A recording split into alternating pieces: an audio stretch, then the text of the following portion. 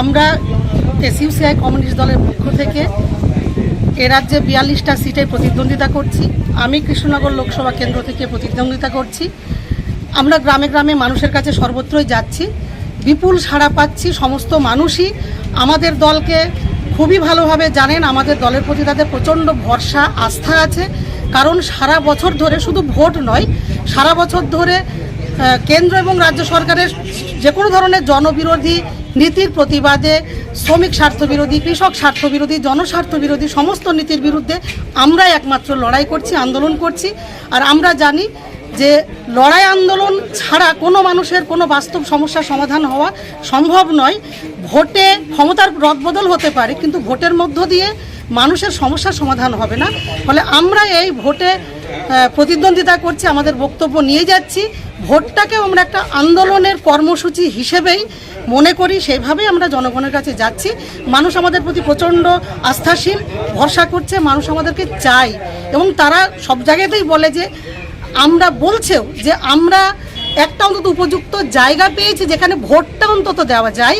একটা স্বচ্ছ ভাবমূর্তি সম্পন্ন প্রার্থী, এসইউসিআই কমিউনিস্ট দলের প্রার্থী যারা দাঁড়িয়েছেন।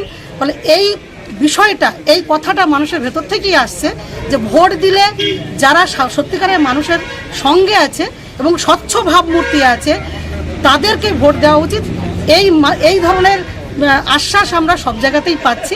ফলে স্বাভাবিকভাবে আমরা কিন্তু খুবই আশাবাদী। এই বক্তব্য নিয়ে আমরা মানুষের কাছে যাই। ইতিমধ্যে তৃণমূল প্রার্থী দিয়েছে, সিপিএম প্রার্থী দিয়েছে, বিজেপি প্রার্থী দিয়েছে, কাকে মূল প্রতিদ্বন্দ্বিতা হিসেবে ভাবছেন?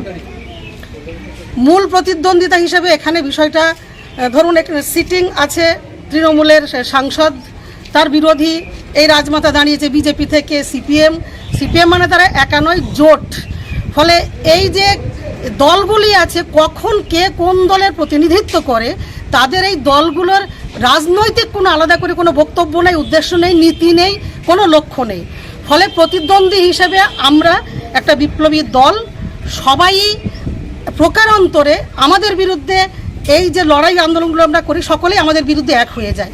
ফলে আমরা আছি সাধারণ মানুষের, জনগণের প্রতিনিধিত্ব করার জন্য, ওরা আছে মালিক শিল্পপতিদের প্রতিনিধিত্ব করার জন্য। ফলে সরাসরি সমস্ত দলগুলোর সঙ্গেই আমাদের লড়াই এবং আমাদের যে বিপুল সংখ্যক শুধু মানে যে সাধারণ মানুষ গোটা দেশে, তারাই হচ্ছে সংখ্যাগরিষ্ঠ। সেই সংখ্যাগরিষ্ঠ মানুষের প্রতিনিধিত্ব আমরা এসইউসিআই কমিউনিস্ট দলের ক্যান্ডিডেট হিসেবে প্রতিদ্বন্দ্বিতা করছি।